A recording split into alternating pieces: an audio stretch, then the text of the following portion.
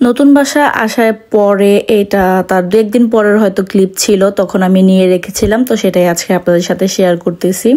তো ওই দিন আমি কি রান্না করব সব একেবারে গুছিয়ে নিয়েছি। তো আমি রান্না করব এখানে মুসুরি ডাল প্লাস হচ্ছে ভাত, সাথে করব ভাজি হিসেবে বরবটি দিয়ে আলু দিয়ে ভাজি, সাজালের জন্য মুরগির মাংস, আমাদের জন্য হচ্ছে বাইং মাছ, আর আজানের জন্য হচ্ছে চিংড়ি মাছ।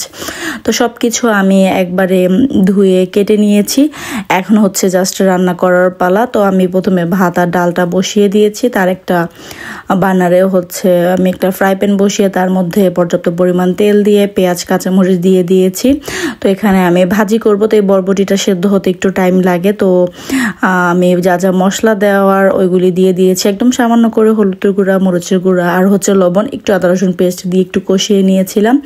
দেন হচ্ছে আমি ভাজিগুলি অ্যাড করে দিয়েছি। এটার মধ্যে আমি একটু পানি অ্যাড করব, তা না হলে দেখা যাবে যে এটা সেদ্ধ হবে না। আর ওইদিকে ডালটাও বলক চলে আসছে, ওইটার মধ্যে আমি হলুদ মরিচ আর লবণ দিয়ে দিয়েছি আর একটু পেঁয়াজ দিয়ে দিয়েছি। তো পাশাপাশি দেখা যাচ্ছে যে আমি আজকে 4 বার্নারই রান্না, ভাবলাম যে তাহলে বসিয়ে দিই। আর বাইং মাছ যেহেতু একদম কম ছিল পরিমাণে, তো ভাবলাম যে ছোট বার্নারে ছোট একটা ফ্রাই প্যানে হয়ে যাবে। তো ওইটাতে আমি বাইং মাছ রান্না করে নিব। তো ডালের মধ্যে আমি টমেটো দিয়ে দিয়েছি অর্ধেক কেটে।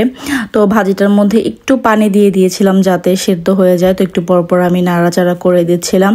আর তখন আমি খুবই ব্যস্ত ছিলাম, কারণ নতুন বাসায় আসার পরে দেখা যাচ্ছে যে সব কিছু গুছগাছের একটা ব্যাপার আছে। মানে কত যে কাপড় বের হয়েছে, কত কাপড় গুছাতে হয়েছে আমার, প্লাস হচ্ছে ফার্নিচারগুলি একদিনে তো আর বা একবারে মানে যেদিকে রাখলে দেখা যাচ্ছে যে এটা ভালো লাগতেছে না, বা আবার ঘুরিয়ে আরেক দিকে করতেছি, এরকম একটা অবস্থা।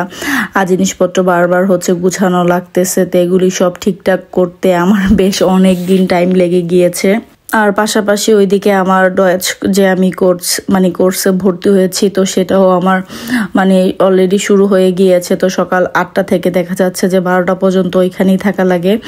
আর এদিকে সাজেলকেও সকালবেলা রেডি করে দিতে হয়। ও 7টায় উঠে আজানকে কিন্ডারগার্টেনে দেওয়া। তো সব মিলিয়ে একটু প্যারার মধ্যে অ্যাডজাস্ট হতে নতুন বাসায় একটু টাইম লাগবে। কিন্তু এই বাসা থেকে সবকিছু অনেক সামনে, কোনো বাস বা কোনো ট্রামের প্রয়োজন হয় না। তো বাসা থেকে দেখা যাচ্ছে যে হেঁটে 2-1 মিনিট ব্যবধানেই হচ্ছে সবকিছু। আজানের কিন্ডারগার্টেনটা হচ্ছে সবচেয়ে কাছে, বাসা থেকে নামলেই দেখা যাচ্ছে যে 1 মিনিট হাঁটলেই আজানের কিন্ডারগার্টেন। তো এটা খুবই ভালো হয়েছে। আর আলহামদুলিল্লাহ আজান নতুন কিন্ডারগার্টেনে খুব ভালোভাবে অ্যাডজাস্ট হয়েছে। তো একদমই কান্নাকাটি প্রথম থেকেই করেনি। তো ওইখানে আজান যে রুমে আছে ওই রুমে রানা ভাইয়ের মেয়েও আছে। তো বাঙালি মানুষ পেয়ে তো সে আরো খুশি। তো যাক, ভালোই হয়েছে। তো শ্যামল ভাইয়ের ছোট ছেলে ওই কিন্ডারগার্টেনই আছে, কিন্তু ও হচ্ছে একটু ছোট, অন্য আরেক রুমে।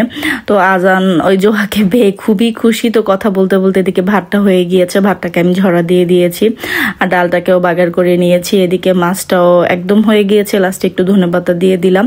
আর ওইদিকে আমি মুরগির মাংস যে রান্না করব সেটা হচ্ছে ভেজে নিয়েছিলাম, আর ওইদিকে ডালটাও ব্লেন্ড করে নিয়েছিলাম। তো লাস্টে আজানের জন্য কিছু চিংড়ি মাছ রান্না কি ভাজবো। তো একে একে সবগুলি আমি বেড়ে নিচ্ছিলাম। তো আমি প্রায় বলি যে আমি যেই প্যানে রান্না করি ওইটাতে রাখতে আমার ভালো লাগে না। তো আমি অন্য একটা বাটিতে বা যে কোনো বোলের মধ্যে সব খাবারই আবার বেড়ে রাখি। তো এটা আমার একটা অভ্যাসই বলা চলে। তো লাস্টে আজানের জন্য 3টা চিংড়ি মাছ ভেজে নিলাম এই বেলা খাওয়ার জন্য। আর চিংড়ি মাছটা তো ওর খুবই পছন্দ, আমি বরাবর বলি। তো যাই হোক, আজকে ছোট একটা ভিডিও, আশা করি আপনাদের ভালো লাগবে। যদি ভালো লেগে থাকে তাহলে অবশ্যই একটি লাইক দেবেন। আর ভিডিও সম্পর্কে কোনো মন্তব্য থাকলে অবশ্যই আমাকে কমেন্ট করে জানাবেন। ফেসবুক থেকে দেখে থাকলে অবশ্যই ফেসবুক পেজটিকে ফলো করে দিবেন। আর ইউটিউব থেকে দেখে থাকলে অবশ্যই ইউটিউব চ্যানেলটিকে সাবস্ক্রাইব করে দিবেন। ভিডিওটি দেখতে দেখতে যদি ভালো লেগে যায় প্লিজ ভিডিওটিকে শেয়ার করে দিতে পারেন, যাতে অন্যান্য মানুষও দেখতে পারে।